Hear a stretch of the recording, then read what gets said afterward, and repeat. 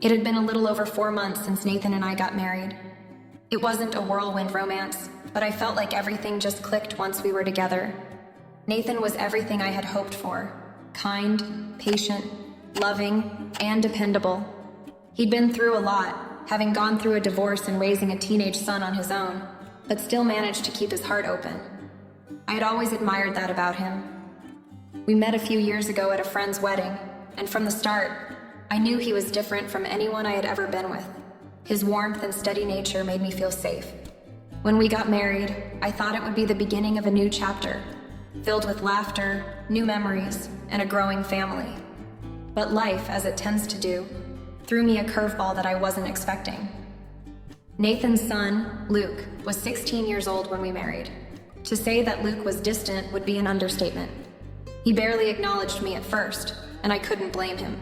He was a teenager, already going through enough as it was. His mother and Nathan's marriage had fallen apart when he was young, and like most teenagers, he carried a lot of baggage. The whole idea of me coming into their lives was bound to be uncomfortable for him, and I wasn't expecting an immediate bond. I just wanted to take things slow, give him the space he needed, and let the relationship develop naturally over time. The first few weeks after our marriage were surprisingly peaceful. Luke wasn't around much. He spent most of his time with his friends or at school, and when he was home, he stayed in his room. There wasn't any hostility, but there wasn't a whole lot of warmth either. To be honest, I was just trying to adjust to my new life and responsibilities. Nathan and I would spend our evenings talking, watching movies, or just enjoying quiet moments together. But even though Luke didn't openly act out, I began to feel this subtle, almost imperceptible tension. It was as if the air was thick with unspoken words and emotions, feelings that Luke didn't know how to express. Then, one day it started to change. I was cooking dinner in the kitchen when Luke unexpectedly came in. He didn't say much at first, just leaned against the doorframe, watching me chop vegetables. It wasn't uncommon for him to pass through the kitchen, but usually he'd barely acknowledge my presence. This time he lingered. He stood there for several minutes before finally commenting, "This smells good. You're really good at cooking." His voice was quiet, almost shy. It caught me off guard, but I smiled and thanked him. I didn't think much of it at the time. After all, what's wrong with a compliment? But then it kept happening. A few days later, Luke popped into the kitchen again, sitting down at the counter as I made breakfast. He watched me carefully, asking questions about the food I was preparing, how I learned to cook, and if I ever thought about taking it up professionally. It was odd because Luke had never shown any real interest in me or my life before. And while his curiosity seemed innocent enough, there was something in the way he looked at me, something that made my skin crawl ever so slightly. It wasn't just the polite interest of a teenager. It felt like there was an underlying intensity, a depth to his attention that I couldn't fully grasp. At first, I brushed it off, thinking it was nothing more than teenage hormones. He was at that age where he was trying to figure out who he was, and I figured this was just another way for him to interact with me, even if it was awkward and strange. But the comments started to feel like more than just casual conversation. One evening, while we were watching TV together, Luke leaned over and said, "You're different than other women. You're warmer, I guess. You make things feel more settled around here." I wasn't sure how to respond. I just nodded, unsure of what he meant, but too afraid to ask for clarity. But as the days went on, it started to get worse. Luke's presence around me seemed to grow stronger, like he was always just a little too close. I could feel his eyes on me when I walked through the room, and sometimes I'd catch him staring at me, only for him to look away quickly when I met his gaze. I couldn't tell if he was just awkward or if he was intentionally trying to make me uncomfortable. At times, I even felt like I had to watch my every move when I was alone in the house, as if Luke was waiting for me to make a misstep. Nathan was busy with work, and I didn't want to burden him with my concerns, not wanting to start unnecessary drama. I told myself that I was probably just overthinking it. Maybe I was looking for problems where there weren't any. Teenagers go through phases, and I had to remind myself that Luke was still adjusting to having me around. I tried not to make a big deal out of it. Maybe it was my own insecurities at play, but I couldn't shake the feeling that things weren't as simple as I had hoped they'd be. There was an undercurrent to our interactions that I couldn't ignore. It was the kind of thing that kept me up at night, wondering if I was imagining things or if Luke's behavior was slowly starting to cross a line. But every day that passed, it became clearer that something was wrong, something I wasn't ready for, and I couldn't decide whether to ignore it or face it head on. At first, Luke's quietness was easy to overlook. Teenagers, right? They're all moody and distant, or at least that's what I had been told. I figured it was just part of growing up, this awkward stage where they try to figure themselves out, often by shutting everyone else out. And for the most part, that's how things seemed with Luke. He kept to himself, locked in his room more than I ever saw him out. When he did come downstairs, it was usually just to grab something from the kitchen or make a quick exit for a study session at a friend's house. I tried not to take it personally. I wasn't his mom, and he had every right to retreat into his space, especially given everything he had gone through with his parents' divorce. And honestly, that's what I kept telling myself over and over, whenever I felt like maybe, just maybe, I was being a little too sensitive. But then something shifted, and I couldn't ignore it anymore. It was subtle at first, little things that seemed innocent enough, but in hindsight, were the beginning of a bigger pattern. It started with Luke popping into the living room whenever Nathan and I were sitting together, watching TV or chatting. At first, it was just brief moments where he'd pass by, maybe comment on a movie we were watching, or sit down for a few minutes before heading back to his room. Nothing out of the ordinary, just a teenager trying to be polite, I assumed. But then it started happening more frequently, and with more intent. He would hang around the kitchen, sitting at the counter while I made dinner, asking about the recipes I was using, or how my day had gone. It was small talk, but it was different. It was almost like he was trying to learn more about me, asking questions about my childhood, where I grew up, what kind of music I liked. I'd answer, of course, trying to engage with him, but the more he lingered, the more I felt like I was crossing some invisible line between being a stepmom and something else. Something I didn't quite understand. I could tell that he wasn't just looking for conversation. It felt like he was searching for something more. There was a quiet intensity in his eyes when he asked about my hobbies, as if he was trying to find some common ground. But it wasn't the kind of connection I was hoping for. It felt almost too personal, too probing. His questions started to feel loaded, like he was testing me, watching me more than usual. One evening, while I was in the middle of making a salad, Luke came into the kitchen again, leaned against the counter and casually asked, "Do you ever miss it? You know, being on your own before all this?" It was the kind of question that was more personal than I was used to hearing from him. "I mean," he continued, "you used to have your own place, your own life. Must be a lot different now with Nathan and me around." It wasn't the kind of question I would have expected from a 16-year-old. Most teens are wrapped up in their own world, not thinking too much about how things are for their parents or step-parents. But Luke was different. He seemed oddly aware of the changes in our dynamic. And oddly enough, he wasn't really talking to me about anything that was on my mind. He seemed to be trying to dig deeper, to understand my thoughts and feelings on a level that felt invasive. That night, I brushed it off, telling myself I was just reading into things too much. He was probably just curious, right? But it didn't end there. Luke's behavior started to get even more noticeable. He'd appear at random times when I was doing chores or cooking. Sometimes, when I'd catch him standing in the doorway, I'd feel this odd chill in my chest. Like he wasn't just watching me because he was curious. He was watching me because he was studying me. It was subtle, but it was there. And every time I caught his eyes, it felt like he was seeing right through me, into some space I didn't want him to access. I tried to remind myself that he was just a teenager, that these were probably just phases. And at first, I thought maybe I was making too much of it. But as the days passed, the unease grew. His presence, when he wasn't even speaking, became harder to ignore. And every time I saw him standing near me, his eyes lingering just a little too long, I couldn't help but wonder if there was more to his behavior than I was willing to admit. At the same time, I couldn't shake the guilt I felt for even thinking these things. He was Nathan's son, for crying out loud. I had no right to feel uncomfortable around him. But the way Luke had begun seeking me out, even in the most innocent of ways, began to feel too intense. And that's when I started to wonder, what was going on in Luke's mind? What was he really trying to say without saying it? And more importantly, how was I supposed to handle it? As the weeks went by, Luke's behavior became increasingly difficult to ignore. What had started as casual moments of him hanging around the kitchen or sitting in the living room during dinner evolved into something far more unsettling. The distance I'd once felt between us was starting to close in, but not in a way I felt comfortable with. It was as if there was an invisible line that I had never noticed before, and now that it was being crossed, I couldn't help but feel uneasy. It wasn't just the constant presence, though that in itself was starting to wear on me. It was the way Luke's attention was becoming more intense, more focused on me, and less on the world around him.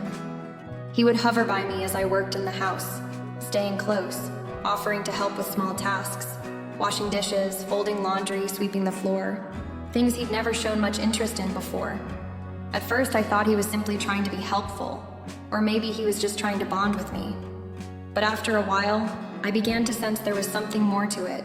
It wasn't normal for a teenager to want to be that involved in household chores, especially when he had his own things to do. It became even more obvious when we would sit down for dinner.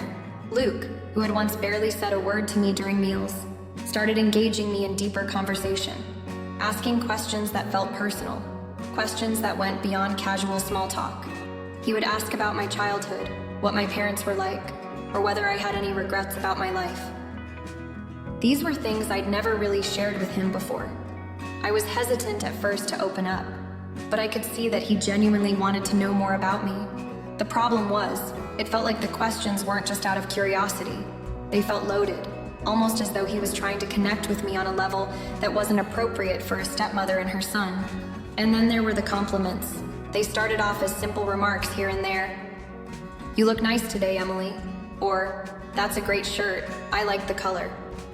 At first, I didn't think much of them. Luke was a teenager, and teenagers are prone to making casual comments like that. But after a while, they began to feel different. His compliments weren't just about my appearance, they were about me, about who I was. He'd tell me that I was smart or interesting in a way that made me feel exposed. And sometimes I could swear I saw a glint in his eyes, something I couldn't quite place, but it made me feel like he was saying more than just those words. There were moments when he would stand too close to me, his body leaning in a little too much while he helped with something in the kitchen, or even when we were sitting in the living room watching TV. His proximity made my skin crawl, though I tried to brush it off, telling myself that I was being paranoid. It was just that he was growing up, right? Maybe it was just the awkwardness of adolescence manifesting in strange ways. But deep down, something didn't feel right. At one point, he asked me if I ever regretted marrying Nathan. "Does it feel weird, being a stepmom?" he asked casually, though I knew better than to think it was just a passing curiosity. It was almost as though he was trying to get me to admit something I wasn't ready to acknowledge. I didn't know how to respond, so I just told him that being a stepmom was a journey, and that every family dynamic was unique. But the way he looked at me while I spoke made me feel like he was hanging on every word, trying to analyze everything I said for some hidden meaning. That night, after he'd gone to bed, I couldn't shake the feeling that something had changed. Luke wasn't just the quiet, distant teenager anymore. His behavior, his attention, it was as though he was seeking something from me, something beyond what was appropriate. I tried to tell myself it was all in my head, that I was overthinking things. But the truth was, I felt a growing discomfort every time he came near me, every time our eyes met for just a moment too long. And I couldn't help but wonder, was he becoming obsessed with me? Was I doing something to encourage this behavior, or was it just a phase he would eventually grow out of? Either way, I knew that things were changing, and I didn't know how to stop it. I felt like I was walking on a tightrope, balancing between wanting to be a good stepmother and not knowing how much more of this I could handle. My heart raced every time I saw him, and I began to dread the moments when it would just be the two of us in the house. His presence, his focus, it was all becoming too much, and I had no idea how to deal with it. One evening, after a quiet dinner, the atmosphere in the house felt unusually still. Nathan had gone out for a work meeting, leaving just Luke and me at home. I was cleaning up the kitchen, absent-mindedly wiping down the counter when I felt Luke's presence behind me. I didn't think much of it at first. He was always hanging around the kitchen lately, and I was used to him being there. But then he spoke, and his voice had a different tone, softer, more vulnerable. "Emily, "Can I talk to you about something?" he asked, and his words made me pause mid-motion. I turned to look at him, trying to maintain my usual composure, but I could already feel the tension building between us. There was something in his eyes, something that made my stomach twist in an uncomfortable way. "Sure, Luke. What's on your mind?" I asked, trying to sound casual, though the pit in my stomach was growing by the second. He hesitated for a moment, as if he was choosing his words carefully. I could see his hands fiddling with the hem of his shirt, a nervous habit he never had before. Finally, he spoke, his voice barely above a whisper. "I don't know how to say this, but I feel something that's hard to explain. I think I have feelings for you, Emily."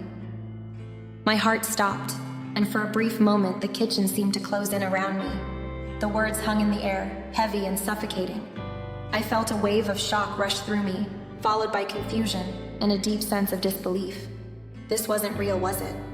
Luke, my stepson, the boy I'd been trying so hard to connect with. He couldn't be saying this. I tried to steady my breathing, searching for a response that wouldn't make the situation worse. "Luke," I started, my voice shaky despite my attempts to remain calm. "You know I care about you, but you're like a son to me. This isn't right. You have to understand that." He took a step closer to me, his eyes wide, searching my face for any sign of understanding. "I don't want you to think I'm crazy," he said quickly, as if trying to explain himself. "I know it sounds wrong, but every time I see you, I feel this connection. I can't control it, and I don't know what to do." The air between us was thick with tension, and I could feel the walls I had built around myself beginning to crack. I had never anticipated this, never imagined that the boy I had tried so hard to accept into my life would be the one to make me feel this way. I had always tried to treat him like my own son, and now everything felt like it was unraveling before my eyes. I took a deep breath, trying to gather my thoughts. "Luke, this isn't something we can talk about or entertain," I said firmly, though my voice trembled. "I'm married to your father, and I love him. Nothing between us can be more than family." Luke stepped back, a hurt expression crossing his face, though he quickly masked it with a shrug. "I understand," he muttered, his voice now flat, as if he was trying to convince himself as much as me. "I just thought I needed to tell you. I don't know what else to do with these feelings." I nodded, trying to hide the anxiety that was bubbling inside me. "I know you're confused, Luke, but this is something you need to work through. Please just try to forget about it." He was silent for a long time, staring at me like he was trying to read my thoughts. His face softened, though there was an underlying sadness in his eyes. "I'll try," he said quietly. I just didn't want to keep it inside anymore. I watched him retreat to his room, my mind racing. The conversation had left me rattled, and I knew deep down that things would never be the same between us. Luke had crossed a line that I wasn't sure could ever be undone. What started as an uncomfortable series of small actions had now spiraled into something I couldn't ignore any longer. I had never expected this to happen, and I was terrified of what might come next. The next few days were some of the hardest I've ever experienced. I kept replaying that conversation in my head, Luke's words echoing over and over again. "I feel something. A connection." It was all I could think about. How had I missed the signs? How had I failed to see the direction this was heading? I felt trapped in a situation I never asked for, never wanted. The more I tried to shake it off, the heavier it became. Every time I saw Luke, my heart would race in a way I couldn't explain. His presence had shifted. It wasn't just the usual tension of a teenager trying to navigate a new family. There was something else now, something darker and more complicated. I didn't want to feel this way. I didn't want to look at him like this, but I couldn't help it. I was scared. Scared of him, scared of what this would do to my marriage, scared of what I might lose. I was still trying to wrap my head around what had happened. My emotions were a whirlwind. Guilt, confusion, even anger. I didn't want to feel sympathy for him, but there were moments when I did. He was just a kid after all, dealing with something he didn't understand. But at the same time, I felt disgusted. This wasn't something that could be explained away. His feelings were wrong, no matter how he tried to justify them, and I couldn't allow myself to entertain them, not for a second. Nathan had been so trusting, so open. He had welcomed me into his life, trusting me to care for his son. I couldn't betray him like that, not over something like this. I knew deep down that I had to do what was right, but the weight of it was unbearable. Every time I looked at Luke, I wondered if he could see the fear in my eyes, if he knew how much I was struggling. But what could I do?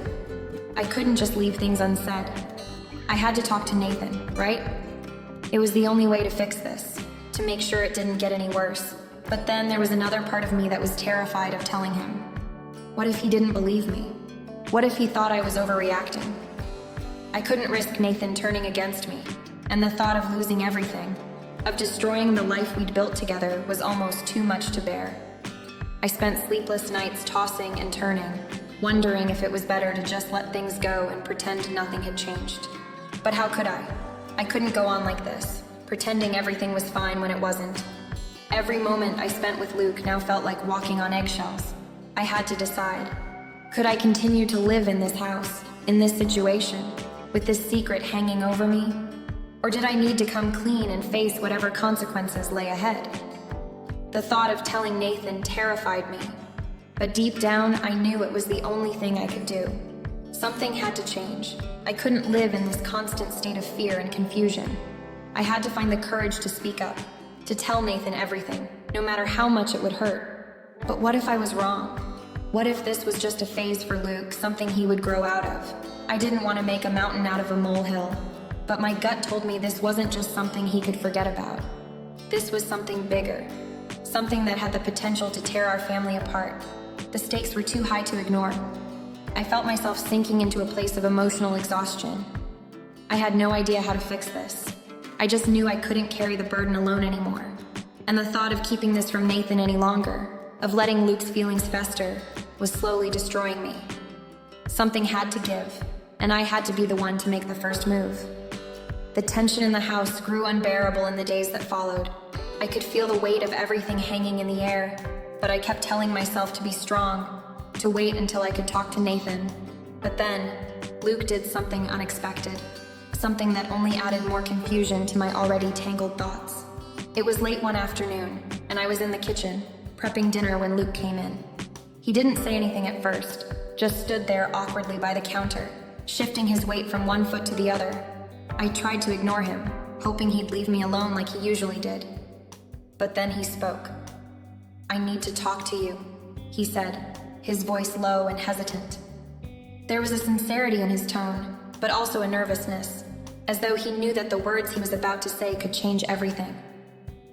I set down the knife I was holding and turned to face him, trying to keep my expression neutral. "What is it, Luke?" He hesitated for a moment, as though choosing his words carefully. I don't know what's happening with me," he began, his eyes not meeting mine. "I don't want to feel this way, but I can't help it. It's like you've always been there for me, and I don't know how to make sense of it all." I couldn't bring myself to say anything at first. I just stood there, my heart pounding in my chest.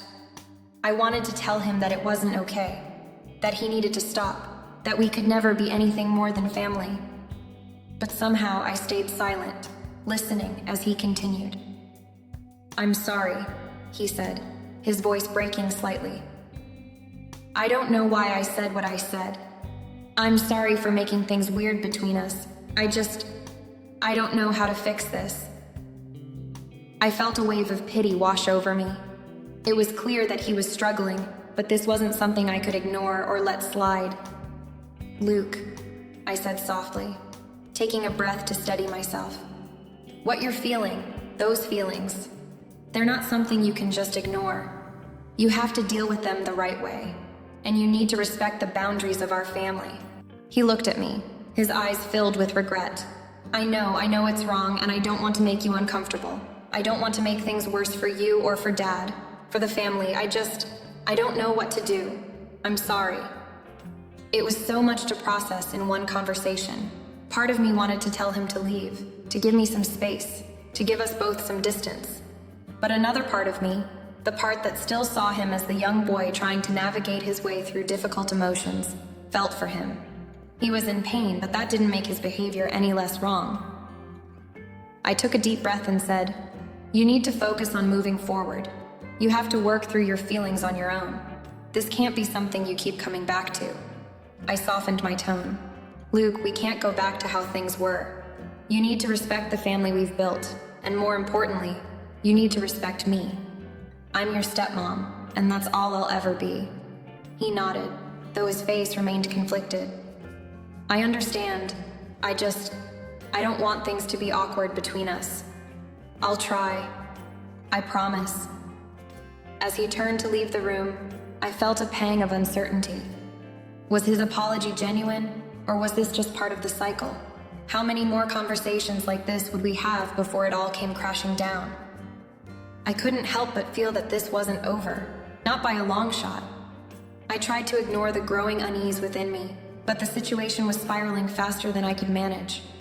It was clear that something had to give. The tension had been building for weeks, and I was walking on eggshells, unable to shake the feeling that every encounter with Luke was becoming more strained, more unnatural. My mind raced, caught between my loyalty to Nathan, my desire to maintain some semblance of peace, and the ever-present discomfort that I couldn't ignore any longer. One evening, after dinner, Luke did something that shattered whatever thin veneer of normalcy I had left. He lingered near me longer than usual, the silence between us suffocating. I was cleaning up the table when he approached me quietly. He didn't speak immediately, just stood there watching me as I wiped down the counter. I tried to focus on my task, but his presence felt like an oppressive weight, pulling me in. Finally, he broke the silence. "I know you've been avoiding me," he said, his voice barely above a whisper. "I know you've been keeping your distance, and I get it. I really do. But I can't pretend anymore. I'm not asking for anything. I just want you to know that I care about you, a lot more than just a stepmom should." My heart stopped, and for a split second I couldn't breathe. I felt a chill run down my spine, and everything inside me screamed to step away, to shut it all down, but my body remained frozen. "I told you this couldn't happen," I managed to say, my voice steady despite the chaos inside. "You can't just say things like that. We're family. You're like a son to me. Nothing more." Luke's face tightened, his expression shifting between frustration and hurt. "I know," he muttered, running a hand through his hair. "But you have to understand, it's hard.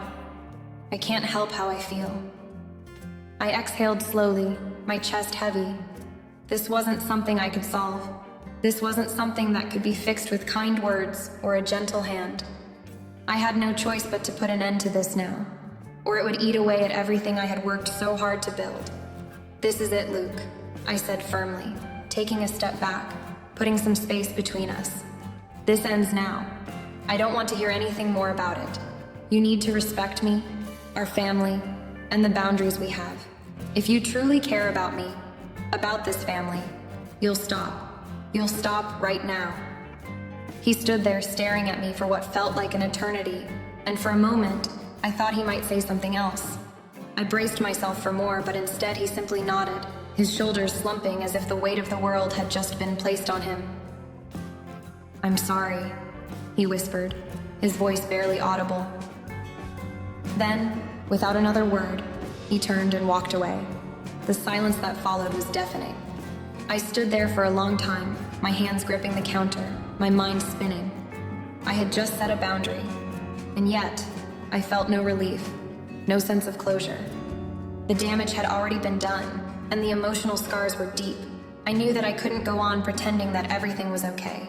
Something had to change. The truth was undeniable. I couldn't fix this on my own. It was too big, too complicated for me to handle by myself. And there was only one person who could help me now: Nathan. But the thought of telling him everything, of shattering the fragile trust we had built, terrified me. That night, I couldn't sleep. I lay awake in the dark, wondering how we had gotten here, wondering how much longer I could keep pretending everything was fine. I knew what I had to do, but the weight of it hung over me like a storm cloud, and I couldn't shake the fear of what would happen next.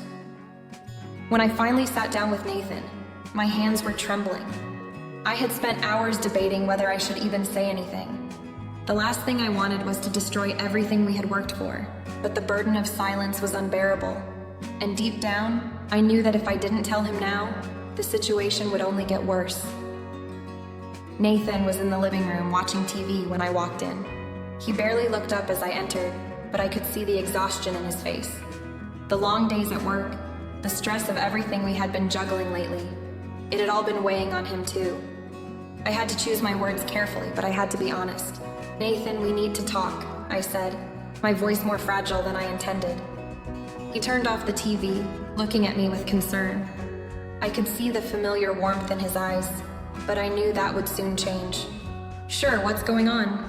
He sat up straight, giving me his full attention. I took a deep breath and started to speak, telling him everything that had been happening between Luke and me. I recounted the uncomfortable moments, the lingering looks, and finally Luke's confession. I could feel the weight of each word as I said them. I couldn't bring myself to leave out any details, no matter how painful they might be. Nathan's face slowly turned from confusion to shock, and then to anger. His eyes narrowed and his hands clenched into fists. He was struggling to process what I was saying, his mind clearly racing through 1,000 thoughts at once. "How long has this been going on?" he asked quietly, though I could hear the hurt in his voice. "Months," I replied, my throat tight. "I didn't want to tell you.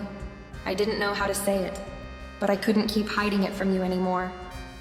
He ran his hand over his face, a look of disbelief washing over him. I had no idea. I had no clue, Emily. How could I not have seen it?" His voice cracked, and I felt a pang of guilt pierce my chest. This wasn't supposed to be how it ended, but I knew I had no other choice. "I didn't want to burden you with it," I whispered. "I thought I could handle it on my own. I thought it would pass, but it didn't. It kept getting worse, and I didn't know what else to do." Nathan looked at me for a long moment, the silence between us heavy. Then, with a deep sigh, he shook his head. This is a nightmare. I don't know what to say. I don't know what to think right now." I could see the struggle on his face, torn between his son and the woman he loved. He was trying to understand, trying to reconcile the reality of what I was telling him with the person he thought his son was. And I could see the guilt creeping in too, the questioning of whether he had somehow missed the signs, whether this was his fault. "I never thought this would happen. I never thought we'd be here, Emily," he finally said, his voice breaking. "I'm so sorry you had to go through this." The apology, the words of comfort, it wasn't enough. I knew he was doing his best, but I also knew the damage had already been done. Trust had been shattered. Our family had been fractured in ways that couldn't be easily fixed. The emotional turmoil that had followed me for months was now pulling him into its storm, and there was no way out. "I don't know what's next," I said softly, feeling the weight of the unknown bearing down on me. "But I know things will never be the same." Nathan didn't answer right away. He stood up and paced for a moment, his mind clearly working through all the emotions. Finally, he turned to me, his face a mixture of pain and determination. "We'll figure this out," he said quietly, but I could hear the uncertainty in his voice. "We have to. I don't know how, but we will." But in that moment, I realized that no matter what happened next, nothing would ever be the same. We couldn't go back to the way things were before. And that truth settled in my chest, heavy and unshakable.